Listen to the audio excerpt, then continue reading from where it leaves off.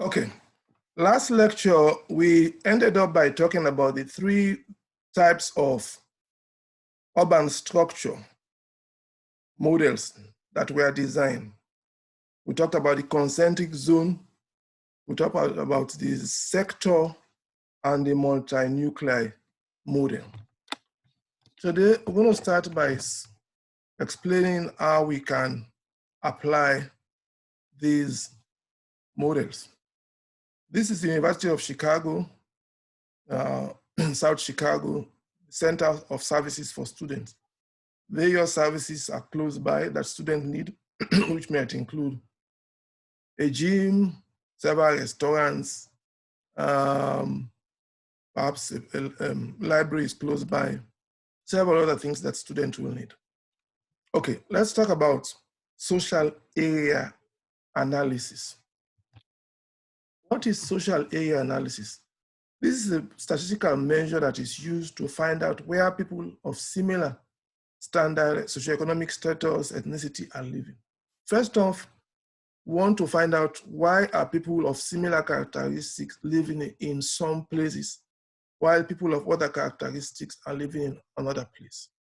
For instance, if you go to Tulsa, you find out that a good number of Caucasians are living in South Tulsa, while a significant number of Black or African Americans are living in North Tulsa.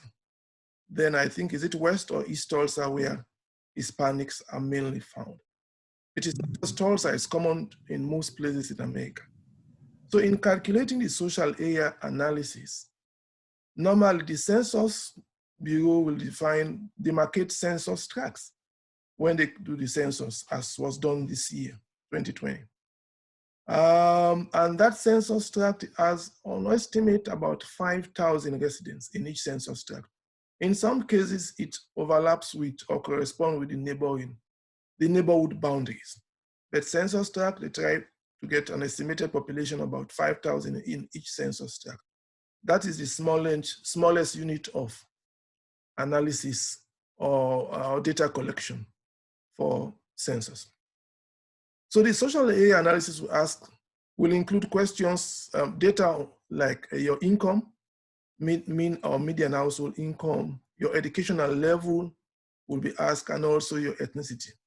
So with that, you're going to find out where people of similar ethnicities and similar socioeconomic status based on income live in an urban area versus others that might live in another section within that same urban area. So living standards, mainly the income, ethnicity, of course, ethnicity or race will be asked, and educational level is also a question that will be asked. Those data are used to calculate the social area analysis, which will depict on the ground where rich people are living, where middle class are living, where a particular ethnic group is mainly living. The models, remember, the concentric zone was designed in 1923 by Burgess. The sector model was designed in 1939, and the multi-nuclei model was designed in 1945. So these models are old. Critics say they are too simplistic and outdated. But remember, models are abstraction from reality. The world is more complex than what a model can depict. The model will try to pick out a few things to analyze, but the world out there is more complicated. It's much more complex. Anyway, these models are still being utilized in America and in some other parts of the world because it still has some degree of relevance. So let's talk about the concentric model and see how it can be applied. It shows that those people that live in older homes are not likely to live in the same places with those that are living in newer homes. So most of the older homes will be in inner rings, closer to the CBD, closer to the downtown. Newer homes are built in newer suburbs, so it will be in a different area. So let's take a look here at San Antonio. What do we see here? We see that the older homes are mainly here. Newer homes account for only 4% within this area, 4 to 10%. So basically, most 96% of the houses here are older homes. Then the newer homes, 10% and above, are mainly found here, the new suburbs. So the older homes in San Antonio are closer to the CBD. The not too old homes are here, but the very new homes are in the periphery, the suburban areas of San Antonio. This is typical in most places. The new houses are built in new suburbs. They are newly designed, newly created areas within an urbanized or an urban area. If we talk about the sector model, what do we see here? In this sector model, people with modest income, with low income, are not going to live in the same sector with those that are very rich. We see it in several places in America. The very rich will live in a sector that is distance away from where the very poor people live. For instance, if you go to San Francisco, there is a suburb known as Palo Alto. That's a very rich suburb, wherein the mortgage is about $3,000 to $4,000 a month. So only the very rich will live there. The very poor cannot live in that sector. If we take a look at the map here for San Antonio, what do we see? Those people that are making $90,000 or more annual income, look at where they live. In the newer suburbs. Those people making between $50,000 and $90,000 a year, where do they live? They live about here and here. Those people that are poor making below $50,000 a year, they are closer to the inner city. So the very rich are distance away from the very poor in San Antonio. The very poor live here, making less than $50,000 a year. The middle class, they live here, this light shade of green yellow. And the very rich, they live in the outer fringes of San Antonio, the outer suburbs, or the newer suburbs, here, here, here. So that is for the sector model as applied in San Antonio. It can be applied to other places, to other cities, other urban areas in the United States. The very rich are distance away from the very poor in residential areas. The third one is the multi-nuclear model, where people of similar racial background tend to live. If you go to Tulsa, most of the white people are living in southern Tulsa, perhaps 70 or 80 or in some cases 90%. If you go to North Tulsa, most of the Black and African Americans are living in North Tulsa. Perhaps 70, 80 or 90% of people in North Tulsa are Black or African Americans. If you go to, is it West or East Tulsa, where the Hispanics are? It's the East Tulsa. East Tulsa, thank you. Where you have a majority of Hispanic Americans in East Tulsa. Predominant. It does, not all of them, they are Hispanics, but majority, 70, 80, or in some cases 90%. If you go to Chicago, where I lived for 7 months, South Chicago is mainly Black and African Americans. North Chicago is mainly Caucasian. And West Chicago is mainly Hispanics. So this is typical. People of similar kind will live in a particular area. In terms of the multi-nuclei for San Antonio, what do we observe? The Hispanics are mainly living in central and southern San Antonio. The African Americans or Black people are mainly living in central eastern part of San Antonio. The Asian Americans, Indians, Pakistani Americans are living mainly in northeast and parts of central northwest of San Antonio. Where the Caucasians, all of these suburbs here, a few here, but mainly in the outer suburbs. That's where the Caucasians are living in the city of San Antonio. So we see this plays out. It's not only in a country like America. This even plays out a bit in some African countries where a particular ethnic group is dominant in a particular area. Perhaps it's part of history, perhaps it's where they first located when they arrived, if they were immigrants coming to that part of another country. So you have, it is common. Here it's mainly racial composition, but in Africa it's mainly ethnic. Like from where I come from, most of the Mendis are in the east and the south, because that was their original place of abode, and they still live in those areas. There are other ethnic groups there, but the majority, perhaps 70% in the east and south of Sierra Leone are the Mendis. Here it's more of racial composition. But it is, people like, in general, like to live in area where you have more of people of their kind. It's part of human nature. Any questions so far about the application of the three models? Concentric, sector, and multi-nuclei in America. A case in point here is San Antonio. Okay, this is a very important slide. It shows that there are structural differences between where people live in America versus European cities. There are several differences. One is that several people live in the CBD in European cities, unlike America, where it's mainly commercial activities and services, etc.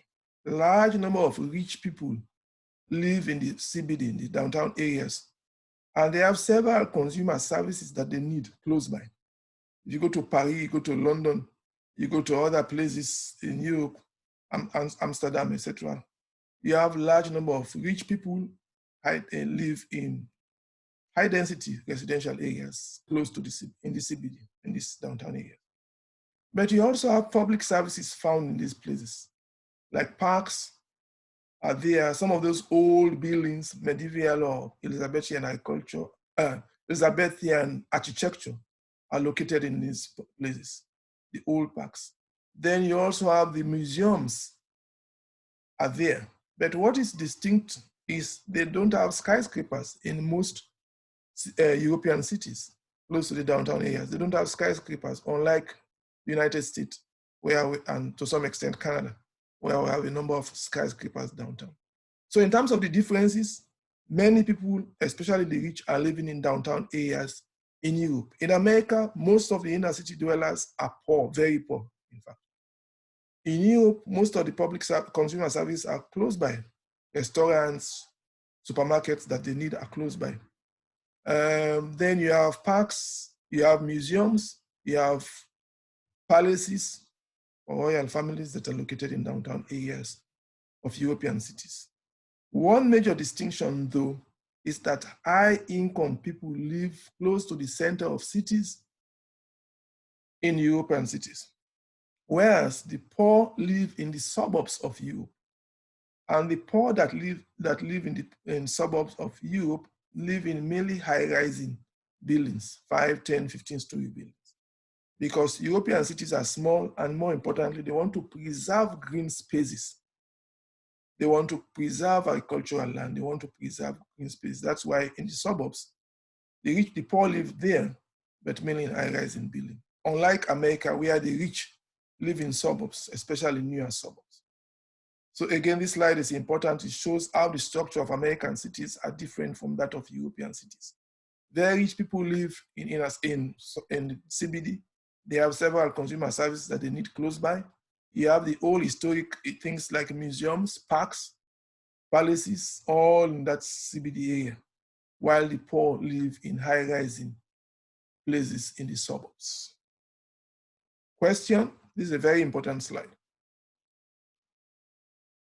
This is an example of the sector model in Paris.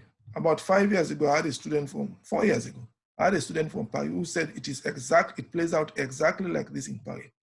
Here is where the very rich live. This is a sector from the city center. It radiates towards the northwest and towards the southwest. People living in these places in this form of shaded green are making at least 1,800 euros a month, which is about $2,500 a month, where they live. From the city center, a sector radiating outwards this way towards the northwest and towards the southwest.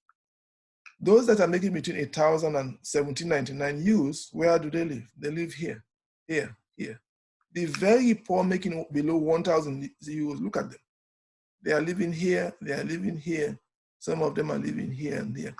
Generally, they are living some distance away from the very rich. So that's how it plays out in Paris. And those very rich people that live in downtown areas, the central business district of Paris, look at them. Must be rich to be going to a horticulture store just to buy flowers. And some of these flowers are not cheap. Some of these flowers are flown before the coronavirus crisis, some pandemic. Some of these flowers were flown from African countries like Morocco, Kenya, directly to Paris. I mean, regularly, some of them like twice a week or 3 times a week.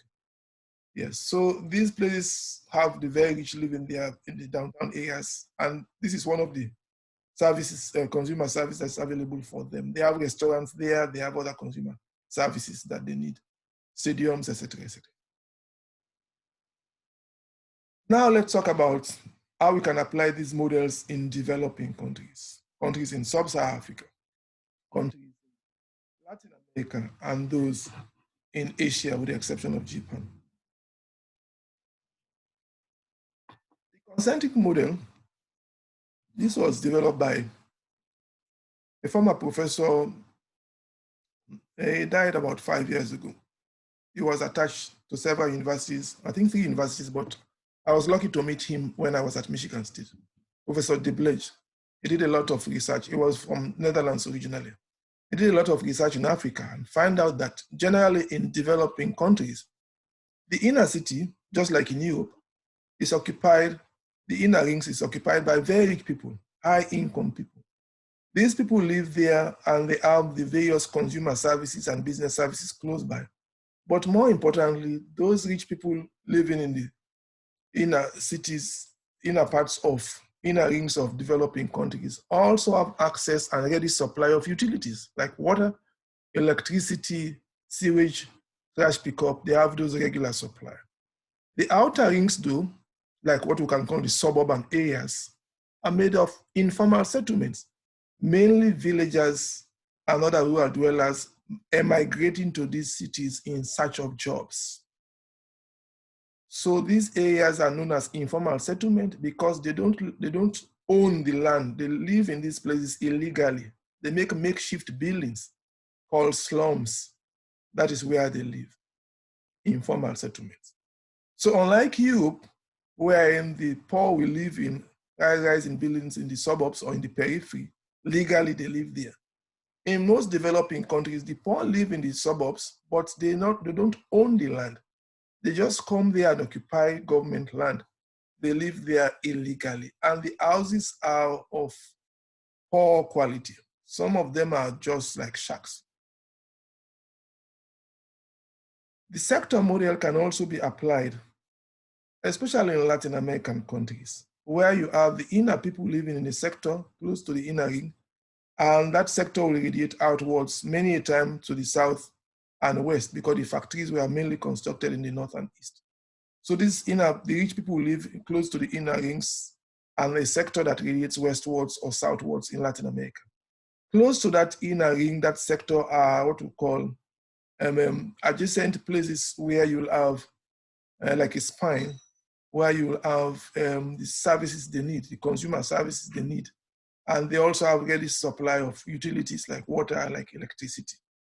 As you go further outwards to other sectors, you see the very poor living in those places. The multi-nuclear model is like series of slums, a case in point in Southeast Asia, but these slums are occupied by people of distinct ethnic backgrounds. Like in Southeast Asia, like in Thailand, you have 1 or 2 nodes occupied by Chinese immigrants coming to Thailand.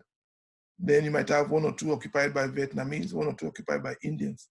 So that you have multiple nodes, but each of them are occupied by people of specific ethnicities.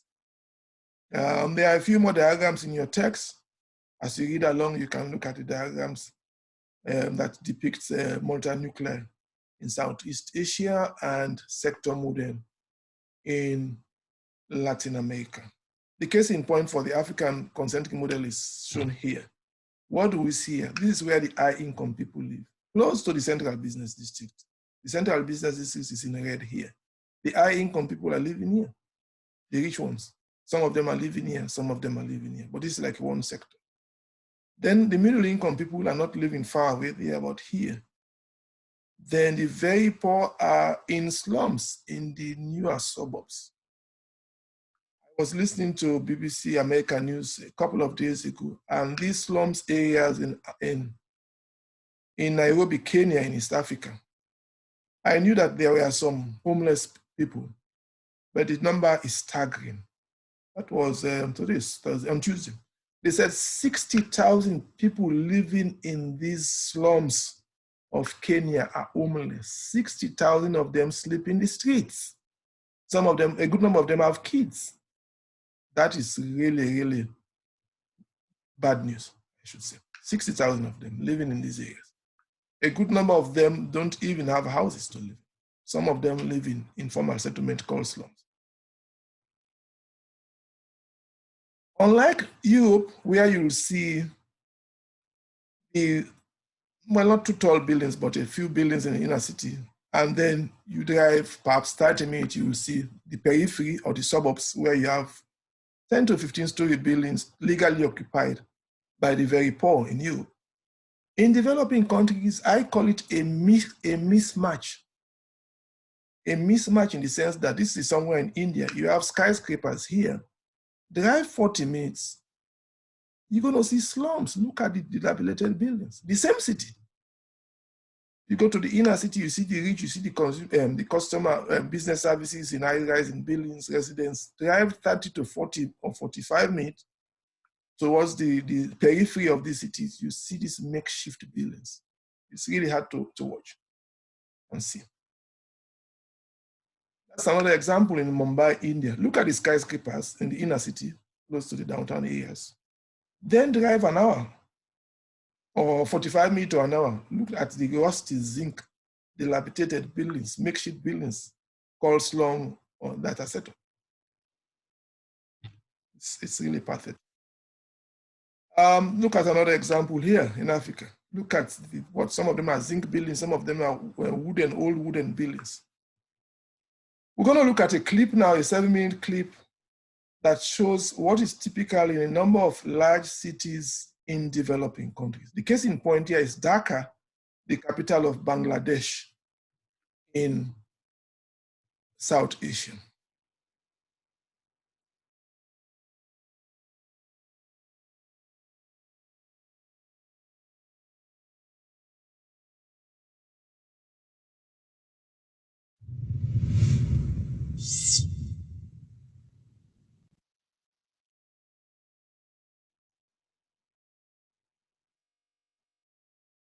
This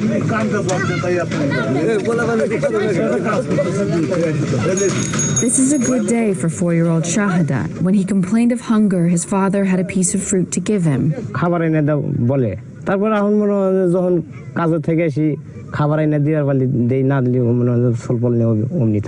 Abdurrahim struggle to feed his family began 3 years ago. That's when one of South Asia's biggest rivers, the Brahmaputra, washed away the land his family had farmed for generations.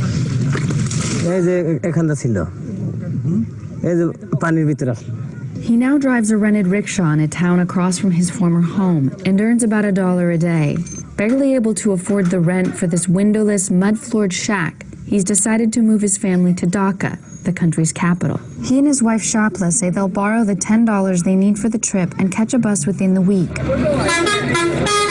joining a wave of some 400,000 migrants who move to Dhaka every year.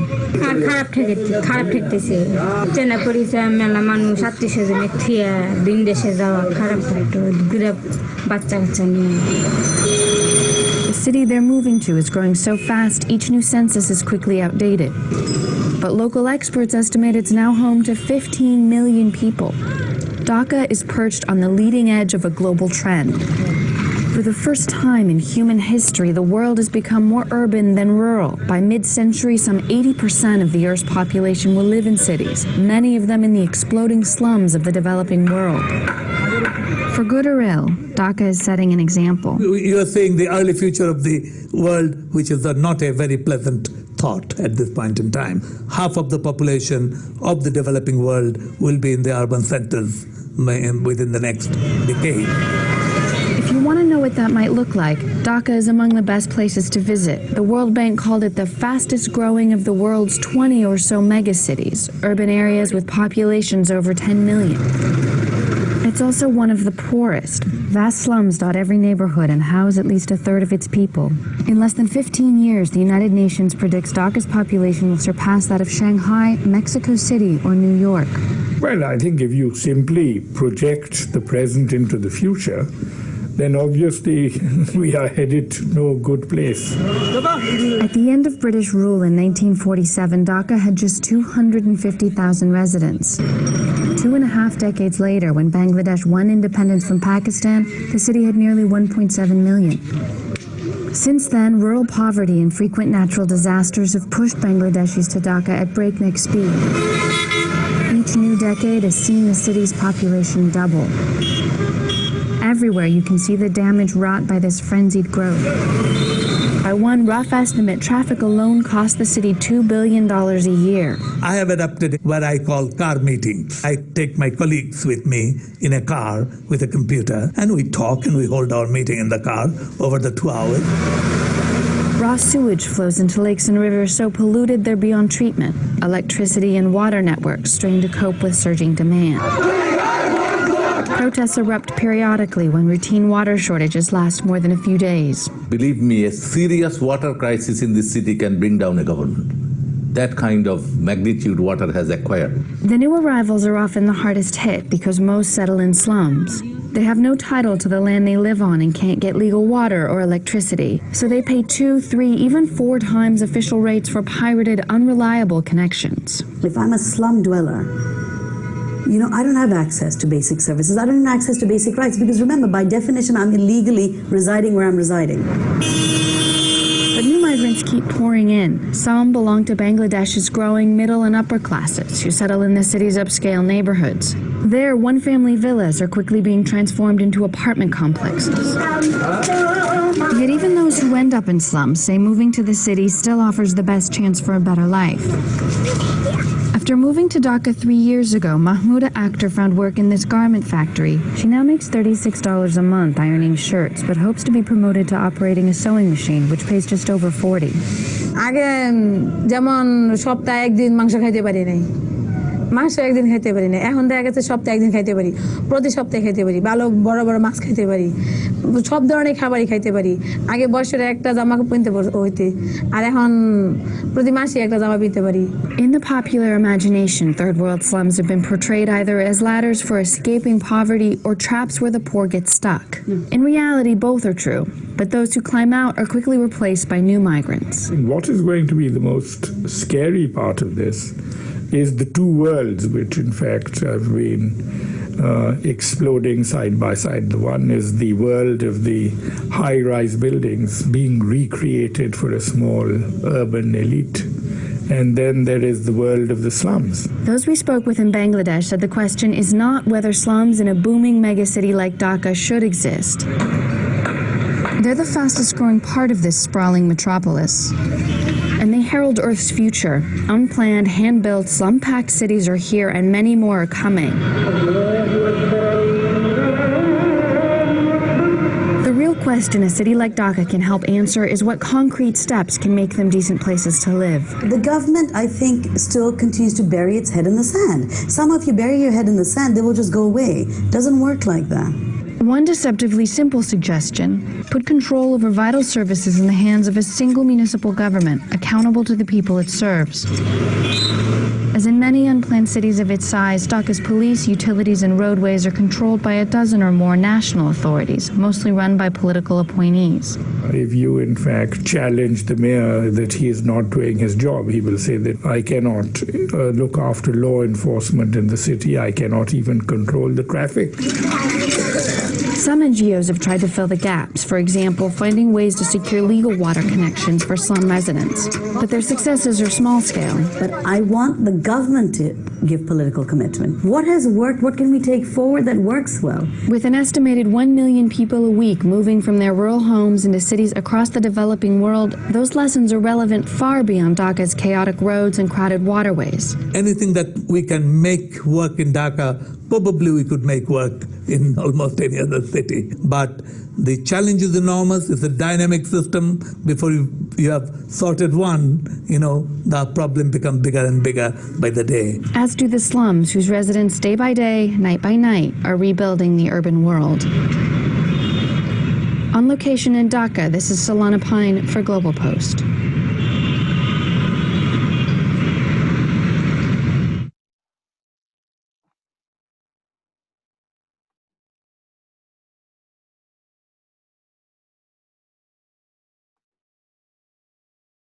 Any question or comment? So is it possible that they could probably start looking for like concrete housing instead of resorting to slums, or is that like unavoidable? The government has to step in, but most of these Okay. are poor and to some extent corrupt. So some NGOs are trying. It's going to be a concerted effort by the city and the national governments to ensure that they build some of these places. And more so, you have to de-urbanize. You have to set up cities in other places that will provide opportunities for people. But one of the biggest natural problems, one of the biggest natural problems in Bangladesh in general is frequent flooding. You may recall the family here, the first set of people had to move because the river flooded their place. And this is an annual event in Bangladesh. Too much of monsoon rain, the river banks overflow and people lose their rural areas. So it becomes more complicated in a place like Bangladesh because people are losing land almost every year because of flooding in coastal areas. In other countries, it will be better, like places like Lagos in Nigeria or Mexico City in Mexico. So as you said, to try to build better places for them. Yeah. And some places like in Brazil, before the Olympics and the World Cup, they forced some of them out of those places because they did not want foreigners to come and see these shanty places. Yeah. Send them. But some of them came back after the Olympics and the World Cup, and they are still there because they need their vote when it comes to elections. But more importantly, to answer your question, it should be a concerted effort by the cities and the national government to build these places. For many, money is not there because the tax base is low. Most of these people don't even pay taxes. And most of these government in developing countries, unfortunately, are corrupt. So, yeah. Okay, let's get on to the next. Let's talk about suburbs. When we say a suburb, we are talking about residential or commercial area that are distance away from the city center. We are familiar with suburbs here in America. Yes. Annexation is when you keep adding land to a city. The city legally adds adjacent land to the city. Annexation was very popular in the early days, when those small towns and villages were willing to be annexed by the adjacent city because that city was able to provide them with utilities, water, electricity, sewage, trash pickup. But more recently, most small towns are reluctant to be annexed to become incorporated into a big city. Why do you think so? Why do most small towns now will rather become a municipality, a city by themselves, rather than being incorporated into a large city? It's an economic reason. What is it? Taxes. If you are annexed by a big city, big cities have higher taxes. From property tax to sales tax are higher. So they will provide you with all what you need, your basic utilities, water, sewage, electricity, but you're going to pay higher taxes. Whereas if you become a city by yourself, a small city, perhaps 2,000 or 3,000 people, your tax is going to be low. Your sales tax, your property tax is going to be low. So that's why most small towns or villages now adjacent to a large city are reluctant to be incorporated, to be annexed by a large city. They will rather become a small city by themselves, such that they will not be able, they will pay lesser tax and govern themselves. We talked about metropolitan statistical area. It consists of the city itself and the urbanized area, 50,000 or more, and the county which that urbanized area is. And more importantly, is neighboring counties that interact with that large city. We talked about the Tulsa metropolitan area, in fact. The Tulsa itself, the suburbs of Tulsa, the county of Tulsa, and adjacent counties like Craig, William County, Roger County, etc. But all of these will have their own government. The county of Tulsa has its government, Roger County has its government, Craig County has its government, Williams County has its government, etc., etc. This leads to what is called local government fragmentation. There are several small. The problem here is you cannot plan for regional development. For instance, we want to develop northeastern Oklahoma, what we normally call green country. How can you develop? Because you don't have these Roger County, William County, Tulsa County, City of Tulsa can only plan for themselves. So consequently, to have a regional planning, most places now are forming what is called council of government, where you have representation from all of these fragmented local government. A representative from Tulsa will be at that meeting. A representative of Roger County will be there. A representative of William County will be there. A representative of City of Owasso, or also City of Claremont, such that they can meet cooperatively and plan for the future. Because for every urban area, you have to do regional planning for the next 20 and 30 years. You don't fold your hands and wait 30 years now and then you see congestion, traffic congestion. 30 years now and there is not sufficient housing for a growing city. When I first arrived here about 9 years ago, some of these parts of Highway 44 were just 3 lanes. Some of them are now, in 9 years, some of them are now 5 lanes. Most are 4 lanes. At least one more lane has been added. So you plan ahead. So to do regional planning, you must have that council of government, whether in the form of federation, in the form of council of city governments, and you have to have that cooperative body. Because every county has power or limitation, can only plan for your county. But the council of government is used increasingly now to be able to plan regionally, whether it's Chicago, whether it's Tulsa Metropolitan Statistical Area, whether it's Oklahoma City Metropolitan Statistical Area. You can plan collectively. All local government have representation and they will meet periodically to plan for the entire region. One interesting case, or should I say irregular case, is for local government fragmentation was somewhere in New Jersey, where the road was divided between 2 local governments. Can you imagine that? 2 local governments, a particular road within a city, where in one local government said the speed limit should be 30 miles per hour. If you are eastbound, 30 miles per hour. The other local government said the speed limit should be 40 miles per hour. So the same road governed by 2 different local governments have 2 different speed limits. If you are eastbound, you drive at 30 miles per hour. If you are westbound, the same road, you drive at 40 miles per hour. So those are that's one of the inconsistencies that can occur when you have fragmented local government. But most now having the council of government to plan for urban development for typically it's 20 to 30 years planning. Questions, comment? Chicago. Notice Chicago in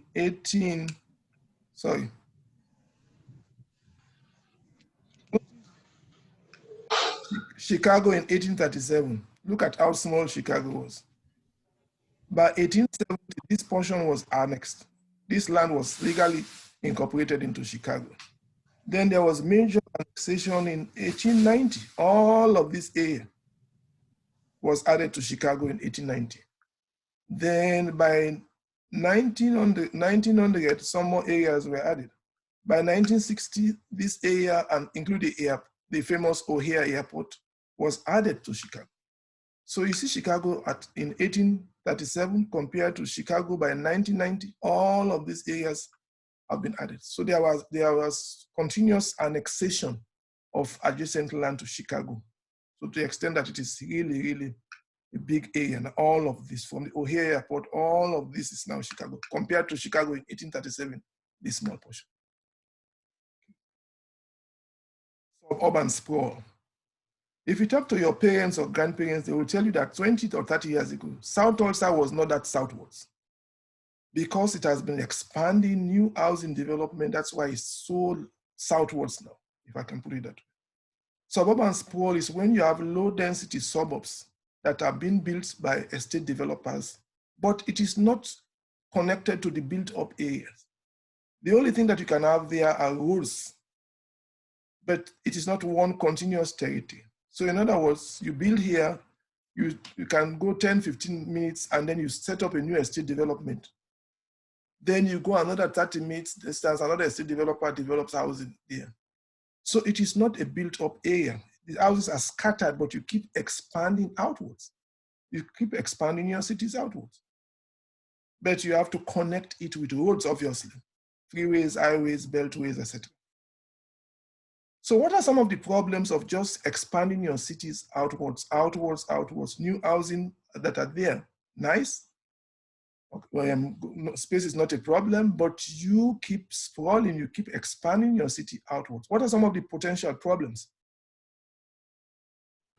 I can think of two right off. That would be security and water. Yes, security, you have to provide security, and all utilities from water to electricity to trash pickup, sewage disposal, and they are becoming more expensive because you have to connect more cables to that southern part of Tulsa, for instance, more longer distance for them to drive to pick up trash, etc. So the utilities is a problem, providing security is another problem. What else? There are a couple of more problems. If you live in these sprawl areas that are distant away, what happens?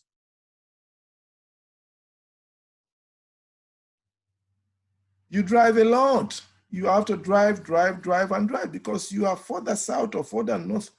A lot of driving, and that driving goes with releasing of more carbon monoxide and carbon dioxide to the atmosphere. You are indirectly or directly contributing to air pollution. You drive a lot. And those roads have to be extended. As this sprawl continues, they have to extend those roads. Then there's one more thing. What is it? Remember, to construct new roads, you have to clear land. To construct new estates in development in the sprawl area, you have to clear land. So what is the other problem that occurs? That would cause the loss of agricultural land. Thank you very much, Matt. You lose a lot of agricultural land and other green spaces that might be required. Remember, a lot of trees help to modify microclimate. It makes your area cooler, especially during the summer. But if you cut all those trees, most of those trees, to expand the road to the sprawl area, to construct new estate, you are definitely reducing agricultural land. Yeah. Density gradient is not too applicable now in America. Density gradient was saying that more people were living in inner cities, and as you move further out, less people were residing there. This was true in the 1930s, but by 1950s, density gradient started to diminish in America. By 1960, 1/3 of people were living in cities, 1/3 were living in suburbs, and 1/3 were living in towns and the countryside. Now, 50% of us are living in suburbs. So the density gradient we see then is no longer applicable now. For instance, density gradient was sharp. More people were living in inner city in Cleveland, Ohio in 1900. By 1930, the people shifted a little bit inwards. Then by 1960, suburbs started. They were here. Then by 1990, you don't see any thick red lines because people are evenly spaced across. And by 2010, there is nothing like density gradient. You don't have too many people close to the city center unless people are spread out. Yes, so density gradient in America is not really applicable now as it was in the 1960s, 50s, and before. The next thing we're going to talk about is smart growth. For us to get a clear understanding of the concept of smart growth, let's take a look at this diagram. First off, sprawl is continuous expansion of cities. And the cities are not connected, the new development is not, they are connected by roads, but it's not a continuous built up area. So what some government have been saying, some local government like Portland in Oregon, they said you cannot keep sprawling, losing agricultural land, green spaces like that. They said you should develop what is called, you should engage in smart growth. Smart growth means you have to use it smart, like when somebody is smart. Smart or wise good, smart good. What do? They decide. They said they set up boundary limit. This is the boundary limit for Portland. You cannot sprawl, you cannot clear land here or here or here. No way. This is the cutoff point. So the city of Portland, the government of Portland city said, Portland city limit is here, but for smart growth, this is the cutoff point, the boundary line, urban growth boundary. You cannot extend here to clear this land to build houses or here, no way. So this boundary line is set up. The smart growth means you build inwards and upwards, utilize all of these spaces so that you can have one continuous territories. Those places that were there, you build more houses. You build inwards, you utilize all of this space. You cannot go beyond this boundary line to sprawl. Then you build upwards, build taller buildings. That is good for a population that is relatively static. You're going to get more agricultural land, you're going to diminish all your agricultural land and green spaces. You build inwards and upwards. The potential issue there is, what if the population of Portland is growing rapidly? What is going to happen? And you have that fixed land area because of this boundary limit, you cannot go. What's going to happen to the price if there is rise in population? What's going to happen to the price of land? It'll skyrocket. Yes, the price of land is going to skyrocket. And as the price of land increases, the rich can cope. The very poor might not be able to cope. And that is a problem for the very poor. You cannot be able to cope because it is becoming very expensive. You just cannot cope. So in a city where the population is relatively stable or static, it's fine. But in a rapidly growing city in terms of population, land use increases, not just for residents, but for commercial centers, for businesses, etc., even for offices. So then it becomes a problem. You build inwards and upwards, you save land, agricultural land, you save green spaces. But if that growth, rapid growth of population is occurring due to migration to Portland in particular, then there's going to be stiff competition for land, and the very poor cannot cope. Yeah. Suburb. There are two forms of segregation in a suburban area. One is residential segregation. Some suburbs are very expensive, to the extent that if you belong to a particular social class, you can be able to buy a house there. But if you are poor, you just cannot. The cost of the housing, the size of the land, and the location, you might not cope. For instance, Palo Alto is a suburb in San Francisco, a very rich suburb. The middle class and the very poor cannot live there because the average monthly mortgage for houses in Palo Alto is $4,000. So imagine your mortgage alone is $4,000. You must be making six figures. You must make over $100,000 a year. You know, the very poor that makes below $4,000 a month cannot even dream or think about going to that area. I mean, you just cannot afford it. You know, so that is residential segregation. Part of it is also due to zoning ordinances, where they will say this particular area, only one family housing will be built in this area. But these newer suburbs where the rich live also leads to some amount of segregation by race and ethnicity. Segregation by race and ethnicity because there are a good number of people there, especially people of color, that might not be able to afford the money to buy houses in those places. But the major thing is the social class. If you are rich, you can live in Palo Alto. If you are rich, you can live in Oak Park, which is a suburb, very rich suburb in northern Chicago. If you are poor, you just cannot live there, irrespective of your skin color. If you are not making six figures, how can you pay $4,000 a month mortgage? You know, so the segregation there is by social class. The next segregation is commercial segregation. Because of zoning ordinances, I mentioned that last week, you cannot have a residential area next door to a factory. No, it's not allowed. So there is also commercial segregation wherein residents are separated from commercial centers and also from factories. A few years ago, I went to Tampa for a conference. I visited a family friend in one of the suburbs, one of the newer suburbs. He had to go to a store. It was like 10 minutes drive to get to the store. If he was a manager in a factory, he would have had to drive about 45 minutes to get to the factory because the residents are distance away from factories, and the commercial centers are 10 to 15 minute drive from the residential area. Yeah. But the segregation there is the separation of those three land uses: residential in one place, commercial activities in another place, and industry manufacturing distance away. All within suburb, but it is clear cut. The land area is demarcated thanks to zoning ordinances. Any question for me or comment? Can somebody who have lived in the suburb give us an example of, just to explain to us how far he or she had to drive to get to the nearest store? A few of you might have lived in suburbs or living in suburbs now.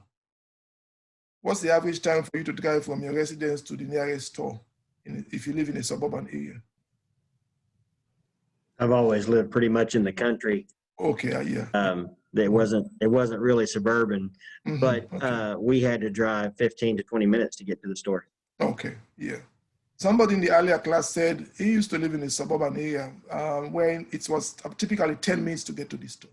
So I think on average it's about 10 to 15 minutes to get to the store. But certainly if you are going to a manufacturing area, it will be minimum 45 minutes. They make them distance away from the residential and the commercial area. So that's also what we call commercial segregation, the segregation of the three land uses: residents, shopping centers and malls, and factories, all in different zones. This is a very rich neighborhood in somewhere in Ohio. This is the Indian Hill. Those people live in here make on average $250,000 a year. Notice their distance away from those who make below 75,000. So generally, this area is a rich area, but the very rich live here, $250,000. The middle level that make 100 to 149,000, they live here, and the poor, 75,000 not too small, but relatively for them because this area, if the rich are making 250, the 75,000 is relatively poor. They live in this part of this suburban area. Yeah. But look at the demographic composition. Just 8% are minorities in this very rich area, only 8%. Yeah. This shows the various transportation areas. The important thing here, this transportation help to expand urban structure. The one that we should pay close, two of them we should pay close attention to are the rail and the automobile. These two help substantially to expand the structure and the spatial extent of cities. Remember, the rail in the 1880s was built and people were able to travel long distances. And as such, people were able to start to live in suburban areas. The automobile started by Henry Ford in 1906, expanded this fourth area, expanded the land area of suburbs, of cities rather, leading to suburbs. By 1950, more suburbs were constructed. Then by 1970s, most of our freeways were constructed, which led to further spatial expansion of our cities, our urban areas. Yeah. Then more recently, satellite and electronics, jet propulsion. These are important, but are not really significant for spatial extent. So the rail and the automobile and air transportation led to the growth of a number of urbanized areas and the expansion of suburban areas. There are a couple of clips here. Because of time, we'll not be able to watch them, but I encourage you to watch them later. We've talked about smart growth. As you develop, as you sprawl, you shift some of these commercial activities, retail activities, or some office space to the suburbs. And some of them are located along these roads in what is referred to as edge cities. So connecting the main city to the suburbs, you have additional retail and nodes of offices relocated in these built-up areas, such that you have that edge city. The edge city is not the suburb itself proper, but it is between the suburb and the main city, linked by roads. And those edge cities will have retail activities. That is where you drive your 10 minutes, you get to that retail store. 10 or 15 minutes, you get to the retail store. And some offices have been relocated there.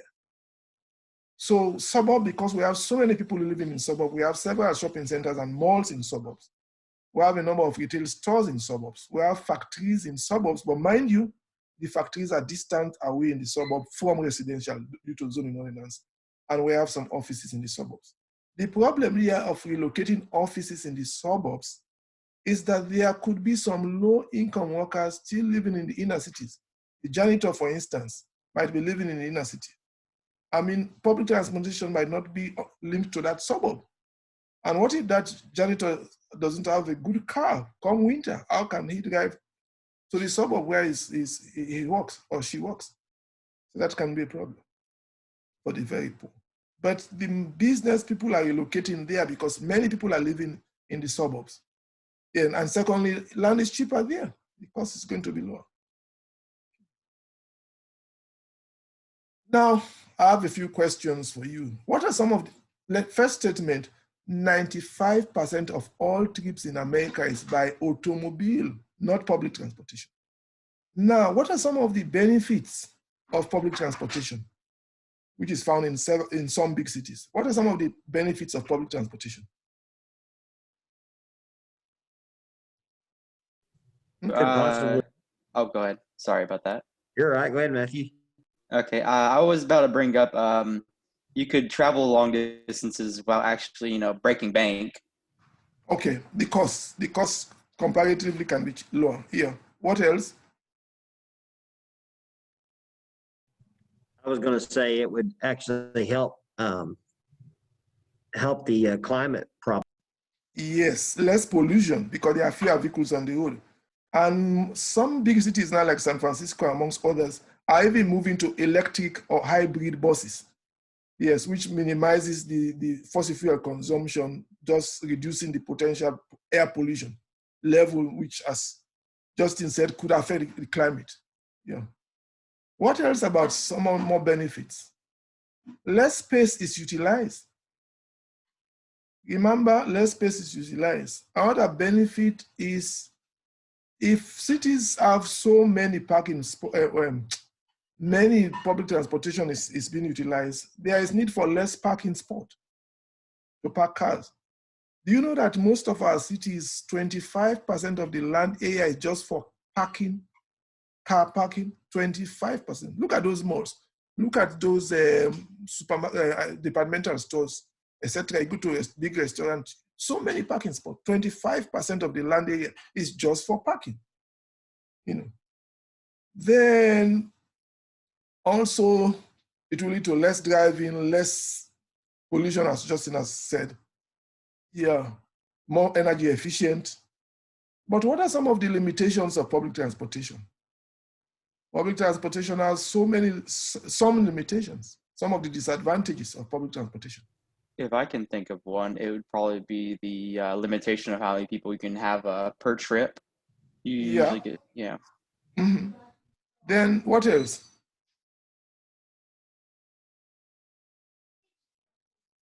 You don't have your privacy in a public transportation. You might be taxi, you might have a curious person sitting next to you in a train and pushing his or her eyes to see what you are texting. You don't have that privacy. Then it is not flexible. In some places, after 2 a.m., it's not available. It's not flexible enough. You have your car, you can wake up at 3 a.m. and go to Walmart to buy something, as long as it's a 24-hour Walmart. You might be studying at 2 a.m., you feel a bit hungry, and you check on your phone, where's the nearest McDonald's? You go there at 3 a.m. and get your Big Mac or whatever you want to eat.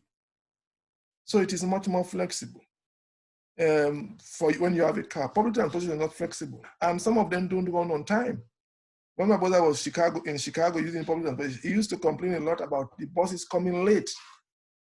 The bus is coming late. They will reach there on time and then they relax and chat and then they get late to the next destination. I had one experience in Michigan, East Lansing, when I was there. It was during the summer. The bus should come at 4 p.m. So I was there at 3:50. I waited till 4:05. Then somebody said to me, are you waiting for the bus? That bus came at 3:45, it's gone. I said, what? It came 15 minutes earlier and left. So those are some of the problems. When I was in Athens, Georgia, if there is a big college football day on a Saturday, big college football day, they detour most of the buses. None of them could come close to where I used to live because my place was just 5-minute drive off the stadium. So if I know of a big match, I'll have to go and shop using public transportation on a Friday because Saturday, no way, you don't see it. So those are some of the issues with public transportation. It's not that flexible, With the exception of New York City, Baltimore area, where they run around the clock, most places, they don't run around the clock, And it doesn't take you to your doorstep, and the privacy issue is another one. I would add there also the potential safety issue is another issue. There have been cases over the past 5 years where some lunatic person pushed somebody on an approaching train in Boston. I heard of another one in New York City. Those things don't occur frequently, but the potential is there for somebody to be unfortunate because of some insane person within that train area. So those are some of the issues. But the bottom line, most cities in America are not designed for public transportation. Yeah. So some of the benefits of owning your own car is comfort. You relax, you have your music, you relax, long distance, you put it cruise control, and you enjoy. Choice, you decide what you want to drive or the car you want to own, and flexibility. Some people, I have a friend in North Carolina, he normally leaves at 4:30 a.m. when he is going to see his siblings in Maryland. 4:30 a.m. That's it, that's your choice. You have that choice, and you get onto it by 5.5 hours in Maryland by 10:30. Then some people say it's not too expensive, but that's your own perception. Depending on the type of car you drive, if you are driving a Toyota Sequoia V8, that's about 12 miles a gallon. But if you are driving some of these very new GM Chevy, some of them are onto 30, 32 miles a gallon. So it depends on the type of vehicle. But one of the things is consumption of land. We have so many roads which consume land. Land used for transportation is heavy. Then, as I said, 1/4 of that land area is for parking. That's a lot.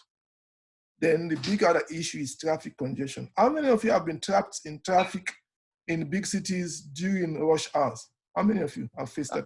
I definitely have. I remember a time where we had to drive to Tulsa, and the whole road was just, the whole highway was just blocked up for what felt like 30 minutes straight. Yeah. Mm-hmm. It's inconvenient. It's frustrating at times. I was trapped in Oklahoma City. Yes, Justin, you want to share experience? Yes, Justin. Hey, sorry to interrupt. I was going to say I went to Minnesota, Minneapolis, Minnesota one time, and it was like 12 lanes, and it was bumper to bumper. They had stoplights on the on-ramps. Wow, that can be difficult. Yeah. In Chicago, in 2016, we were trapped on a family vacation. A road that would spend 30 minutes, we ended up spending 2 hours. Consequently, we arrived about 2 hours late. We were going to Michigan. So from Wisconsin because of the lake, you have to go through Chicago onwards to Michigan. It's tough. There was a time when I did not know much about traffic in Oklahoma City. I was taking my sister-in-law to Will Rogers Airport. It was 10 miles per hour on a freeway. Yeah. We are also trapped on another occasion in Kansas City, Missouri. Heavy traffic during peak hour. This is typical. And most of these roads, as Justin said, 12 lanes, 6 going, 6 coming in Minneapolis, but still traffic congestion. Yeah. Part of it is due to the suburbs and the urban sprawl. A good number of those people are driving to other places within the suburbs. Yeah. So traffic congestion, not going with time wasted, fuel consumption wasted, air pollution is also there. And there are cases where you might be late to get to where you are going. So those are all the compounded problems of many vehicles. By the way, we have about 300 vehicles on the road in America, 300 million vehicles, 300 million, which is almost equal to the population. The population is 330.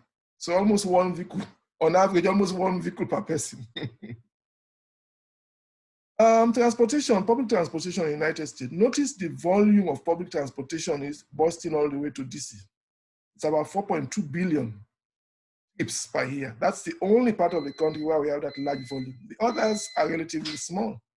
In some of the smaller the circle, the smaller the usage of public transit. Some of these places just only 35 million annually. Boston area, that's the largest. 4.2 billion users. Yes. Like here in Oklahoma, we don't even have much, very limited bus service in Tulsa and Oklahoma City. No train service in Tulsa. They say they've been looking into it, but it's not economically feasible, so they've shelved it. Yeah, because we used to discuss some of those things in past classes. They say they've shelved it. They tried, they looked at it, bus services, train services. It's not even costs. It doesn't even lead to break even, not to talk about profits. So the typical American, we like our cars. These are public transportation in Germany, notice the underground train, the elevated rail, and the street underclass. We have a number of people living in inner cities that are not only poor, but there is that vicious cycle of poverty. They couldn't cope with the social and economic challenges because one, most of them are uneducated. Most of them did not finish high school. So consequently, they don't have the basic education and they don't have the technical or vocational skills to be able to fit into the job market. A number of these areas lack public transportation because the tax base is so low, if any. Then a good number of them are homeless. Homeless because they don't have jobs, homeless because they were in prison, they came out of jail, they are technically blacklisted, they couldn't get a job. But more importantly, most of them don't have the requisite skills to get a job. Then consequently, there's a lot of drugs and crime in this neighborhood. The textbook says about 2/3 of people in this neighborhood give birth to kids when they are not married, and about 80% of kids in the inner cities are of single parent. Because of the very low tax base, the government of these inner cities cannot even provide adequate number in terms of emergency service like fire, police, etc. About 7 years ago, the inner city of Detroit was so bad that the average time for police response, if you call 911, police response average time was 45 minutes. Can you imagine if a person is being attacked, that person could have been killed and buried in 45 minutes. So it was as bad as that because the tax base is really, really low. People don't work, they don't pay taxes, the house there in deplorable condition. It's just a vicious cycle of poverty. And the crime rate, the drug usage, etc., domestic violence, etc., etc. And this plays out in several big cities in America. Parts of New York City, like Brooklyn or Bronx, you go to Philadelphia, Chicago, Los Angeles, etc., etc. This is a serious problem in the country. I mean, some cities are doing better. New York City crime rate has reduced over time. Some cities are doing slightly better, but we are still faced with that major issue. Some of these inner cities have been transformed in a process known as gentrification. Most of these inner cities have old buildings that are spacious. So if you come in and renovate these buildings, then they can become even, people can move in, those that want to be close to the downtown, and they can buy these houses. So gentrification is when they transform these old buildings, they renovate them, they do some road construction to upgrade or uplift that city, that inner city. Consequently, a number of people will move into those places, middle class will move. The downside is the very poor that used to rent some of these old buildings that have been renovated are displaced. They cannot cope with the rent or the mortgage in that gentrified part of the inner city. So some of them are displaced. Some of them might be forced to move into older suburbs adjacent to these inner cities. Public housing used to be a big project in America, but the federal government is not spending much these days on public housing. There are a number of issues there. They used to live in high-rising buildings, 20-story, 15-story buildings, but because they are occupied by mainly low-income people, some of these low-income people have been involved in crimes, drug usage, drug sales, domestic violence. I mean, to the extent that the government says the federal government doesn't seem deemed fit to expand on public housing. We still have public housing in most states, but they are not expanding. The federal government is not expanding on it. They are now trying to build some single family housing in some places rather than having those condo type of building for people to reside. Okay. I see this with the exception of last year because of COVID, this year because of COVID, I couldn't go there. This is where I stroll around when I go to Cincinnati to read advanced placement papers. This is very close to the hotels. This was how it was before gentrification. Look at it, very beautiful. Yes, I still figure it. There was a time I ate close by here, there's a Lebanese-like restaurant. I went there one time to have Lebanese bread and some lamb. Yeah. So this is a gentrified area in Cincinnati. In some parts of the world, especially in Europe, they try to limit traffic congestion. They have congestion fees like in London, where you pay up to £11 some cent, almost $15 fees if you want to drive to central London during peak hours. Some parts of the world, toll increases during peak hours. If the toll is $5 during peak hours, you pay $10 or $7 or $8, just to discourage you to drive downtown during peak hours. Then some places you should have permits. Some places in Europe, they completely ban vehicular traffic to some areas of the city during peak hours. For instance, in London, motorists must pay a congestion fee of up to £11.50. That's about $15 if you want to drive to central London during weekdays, Monday through Friday. So imagine equivalent of $15 just congestion fee, not your parking fee, just the congestion fee. You're talking about $75 equivalent per week, just congestion fees. So, but in London, like in most European cities, public transportation is not a problem. It's widely available and widely usable. Let's talk a little bit about autonomous vehicle. This is also an issue expanding in Europe, when several vehicles are becoming limited driving or driverless vehicle, where you might just sit there, you just press one button, that's it. So, for instance, we see here that there is a driverless bus in Paris, no driver. But it is scary to sit on a bus where you don't have a driver. All of it is automated. What if there is some sensor malfunction? What if there's power outage suddenly? I don't see myself driving a driverless car, or only seated in personal driverless car. I don't think I'll be comfortable enough. No, yeah, it'd be the most terrifying experience of your life. Just sitting there. Exactly. Yes, you're thinking about the what if. Yeah. Then also, Europe has initiated several electric vehicles. The same with some parts of Asia. America is slow on it. But the next 50 to 100 years, when gasoline reduces globally, I don't think we'll have an alternative. We might have to be thinking of gradually moving to it. Because you remember, the gasoline availability is fixed. We might have some more, but over time, it will in fact become expensive. Because when we finish the ones that are close to surface, 2 or 3 miles depth, we might go to where you have those ice caps, etc., and that can make them very expensive. You see. Then some sharing of vehicle, public transportation is common in Europe. Uber and a few others here, but it's not widespread as yet. Sharing vehicles, it will take at least a century for it to be popular in America, if not more than a century. Americans will like our cars. But the power source over time will be gradually switched. And they're like, but giving up your personal car, I don't think it's going to happen in the next 100 years in America. Okay, that's it. Please complete your your role-playing exercise 7 by tomorrow night.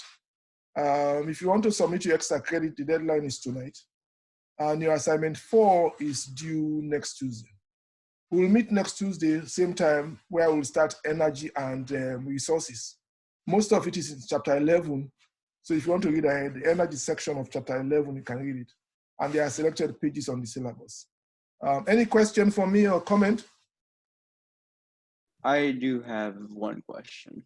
Yes. So I know we haven't, I'm not sure if we have talked about this yet, but the paper that we have, right? Yes, the research paper is due on the 3rd or so. Mm-hmm. Mm-hmm. So it's 3rd December? Yes, 3rd of December. Okay. Mm-hmm. Also, go ahead. Sorry. Yes, that paper, I think, remind me, I'll try to remember, but if not, remind me the first 5 minutes of next lecture, let me say a few words about the paper because it is getting close by. Yes, the details are there, it's online, it's on the syllabus, but I think I will start next Tuesday with a few words about the paper. And just to know where people, to get a sense of clarity about the paper. Yeah. Yes, you had one more question, Matt. Oh, yeah. On the week of Thanksgiving, will we be having a class on Thursday as well? No. It's a public holiday. Wednesday to Friday, no classes. Okay. Just making sure. Wednesday to Friday, no class. That will be That will be okay. Yeah.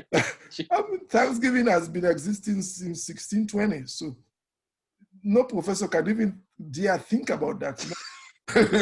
I mean, you just got to be curious. Thanksgiving predated independence. So we'll meet on Tuesday, the 24th, and that's it. Okay. Next after that is the 1st, also the 1st of December. Yeah. Gotcha. Okay. All the best. Stay safe. Have a nice weekend. I'll see you on Tuesday. Okay. Take care. Yes. Don't hesitate to send me an email if something you want to ask me a question. Send me an email. Thank you. Bye, everyone. Bye.